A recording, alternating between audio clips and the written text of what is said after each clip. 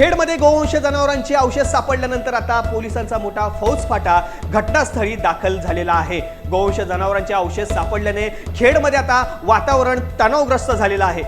घटनास्थळी पोलीस आणि नागरिकांमध्ये बाचाबाची झाल्याचं आता समोर येतंय। पोलिसांकडून काही जणांवरती सौम्य लाठीचार्ज देखील करण्यात आलेला आहे। शहरातील वातावरण बिघडू नये याकरता जादा पोलीस बंदोबस्त देखील तैनात करण्यात आलेला आहे।